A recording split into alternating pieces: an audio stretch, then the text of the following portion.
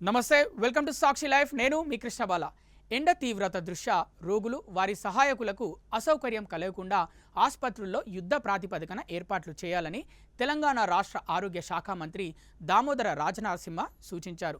Emergency teams వడదెబ్బ కేసులను deal చేసేందుకు ప్రతి ఆసుపత్రిలో ప్రత్యేక బృందాలను ఏర్పాటు చేయాలి. ఓఆర్ఎస్ ప్యాకెట్లు, అవసరమైన మందులు, ఐవీ ఫ్లూయిడ్స్ నిరంతరం అందుబాటులో ఉంచాలి. ఆసుపత్రి వార్డుల్లో ఫ్యాన్లు, కూలర్లు ఏర్పాటు చేయడంతో పాటు ఐసీయూల్లో ఏసీలు సక్రమంగా పనిచేసేలా చూడాలని, ఆసుపత్రి ప్రాంగణాల్లో చల్లని తాగునీటి సౌకర్యం కల్పించాలని వైద్య శాఖ అధికారులను మంత్రి ఆదేశించారు. పెరుగుతున్న ఉష్ణోగ్రతల దృష్ట్యా విద్యార్థులు, కార్మికుల రక్షణ కోసం పలు కీలక సూచనలు చేశారు. పాఠశాలల్లో వాటర్ బ్రేక్స్ తప్పనిసరి చేయాలని, ఎండ తీవ్రతను బట్టి పనివేళలు తగ్గించడం లేదా సెలవులపై మార్గదర్శకాలు జారీ చేయాలని విద్యాశాఖను ఆదేశించారు.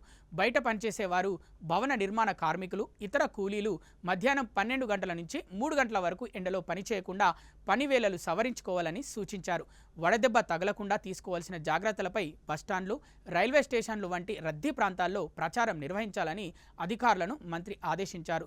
సోషల్ మీడియా ద్వారా ఎప్పటికప్పుడు ప్రజలను అప్రమత్తం చేయాలని సూచించారు. అలాగే ఆసుపత్రుల్లో షార్ట్ సర్క్యూట్ ప్రమాదాలు జరగకుండా ఎలక్ట్రికల్ ఆడిట్ నిర్వహించి పాత వైరింగ్ను మార్చాలని, ప్రజలు ఎండ నుంచి ఉపశమనం పొందేందుకు వీలుగా బహిరంగ ప్రదేశాల్లో చలివేంద్రాలు, కూలింగ్ సెంటర్లు ఏర్పాటు చేయాలని తెలంగాణ రాష్ట్ర ఆరోగ్య శాఖ మంత్రి దామోదర రాజనరసింహ కలెక్టర్లకు సూచించారు. ఎండ తీవ్రత అధికంగా ఉండే మధ్యాహ్నం వేళల్లో ప్రజలు బయటకు రాకుండా ఉండటమే క్షేమమని వైద్యులు సూచిస్తున్నారు.